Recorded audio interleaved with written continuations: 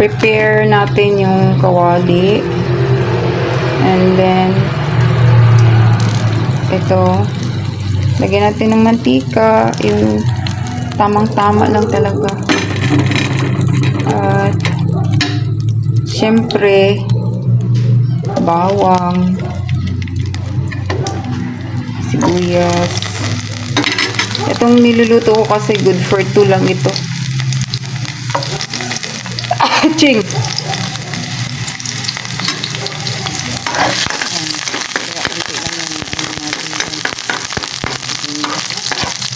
Practical cooking itong ginagawa ko dito.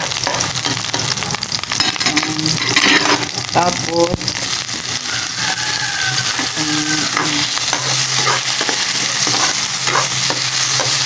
kamatis,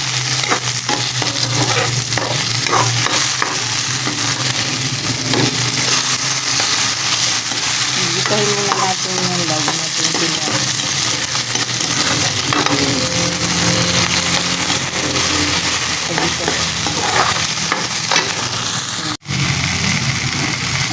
Pagkagisa ng ricado, ilagay na natin yung karne natin. Pinakulo ko na siya dati guys, doon sa kahoy kasi matagal magpakulo. Kung may pressure cooker, pero wala akong pressure cooker, kaya doon na lang para maano siya. Para hindi sayang sa gas. Tapos, sabawan na natin ng hugas bigas. Ito yung sasabaw natin. Hugas bigas. Ubusin natin. Pero marami lang. Pero okay lang. Litaw siya.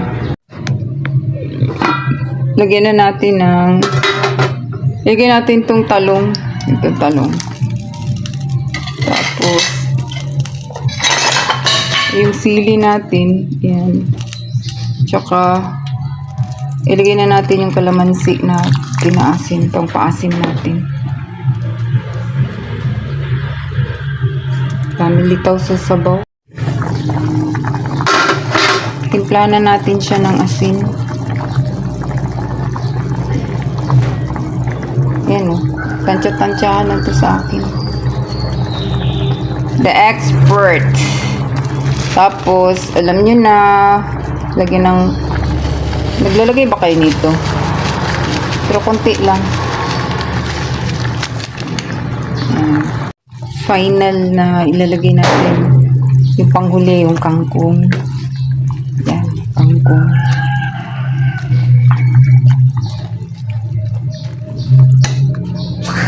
Takpan natin sandali. Hanggang sa maluto. Taran! Ayan, done na yung ating sinigang sa hugas bigas. So, hanggang dito na lang guys. Thank you so much.